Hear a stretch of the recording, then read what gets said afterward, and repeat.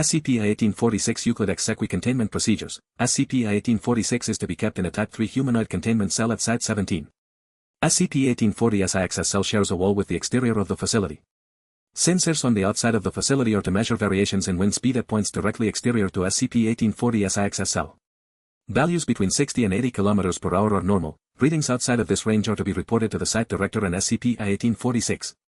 Effective containment of SCP-1846 is only possible when it is surrounded by reinforced glass, concrete, or any structural material formed from granular materials such as sand and gravel. This is a non-issue while SCP-1846 is at Site 17, however, SCP-1846 may not leave Site 17 unless it is surrounded entirely by reinforced glass or concrete. SCP-1846 may only be given food composed entirely of maize and maize products. Should SCP-1846 fail to cooperate with Foundation personnel, it is to be fed corn syrup, otherwise, it is to be fed whole ears of maize. SCP-1846 resembles a Caucasian human male approximately 50 years of age, however, SCP-1840's access exterior is covered entirely in living maize, Z-maize, leaves that grow from its subdermal layer. These leaves do not undergo photosynthesis, consume nutrients, or serve any obvious purpose. It is assumed that they are purely ornamental. The subject is capable of subsisting on a diet composed entirely of maize, and will experience symptoms of malnutrition if it is fed a diet composed of any other foods. Any plants of the species maize that come into contact with SCP-1846 will produce abnormally nutritious hairs, compared to test plants, and live approximately 4 times as long. SCP-1846 does not have control over this effect. This does not have an adverse effect on the soil in which the maize is grown. When SCP-1846 is surrounded by any material not formed from granular materials, an unidentified force will invariably cause catastrophic damage to said material, apparently in order to clear a path between the sky and SCP-1846. Should such a path exist, this force will attempt to abduct SCP-1846, however, SCP-1846 is capable of resisting this force to a limited degree, typically being forced upwards at 0.5 meters per segundo. Surrounding SCP-1846 with glass or concrete results in a downdraft between 60 and 80 km per hour centered on the subject. While this can cause damage to the subject's surroundings, it is not sufficient to breach SCP-1840's access containment. SCP-1846 has not displayed any aggressive tendencies and is generally cooperative with Foundation personnel. Addendum, all evidence indicates that prior to SCP-1846 was physically indistinguishable from a human being and did not display anomalous properties beyond its dietary needs and effect on maize. The only existing records of SCP-1846 are of its employment at the lobbying firm redacted under the name Clint Holton. Current and former employees reported little unusual behavior from SCP-1846. SCP-1846, although none were knowledgeable about the subject's activities outside of working hours. SCP-1840's access other properties manifested on // during a business meeting with U.S. Senator redacted at the latter's private residence. The senator called local authorities after SCP-1846 spontaneously developed its covering of maize leaves, after which significant damage was inflicted upon the senator's residence. SCP-1846 was able to take shelter in the home's fallout shelter until the arrival of the Foundation. Excerpt from Interview Log 1846-2, SCP-1846, really, the gist of it is that I'm an angel. Not for any god that people still worship, though, and obviously not the type where it's just a person with wings. Doctor, which god, then?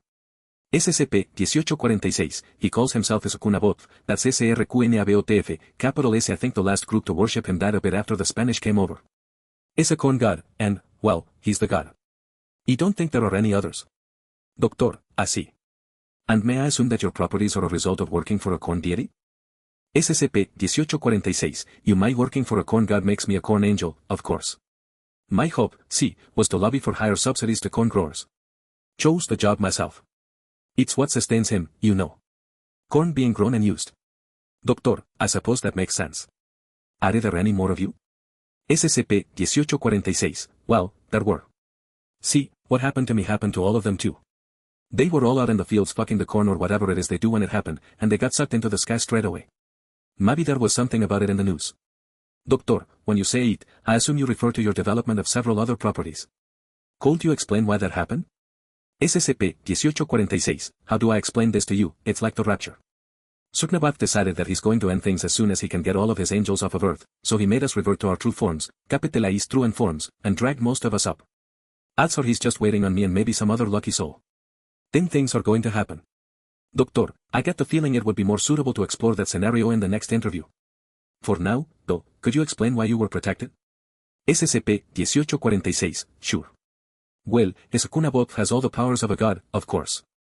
But he doesn't have the keenest sense of time, and doesn't quite understand how it is that humans can make things. Doctor, I don't quite see the connection.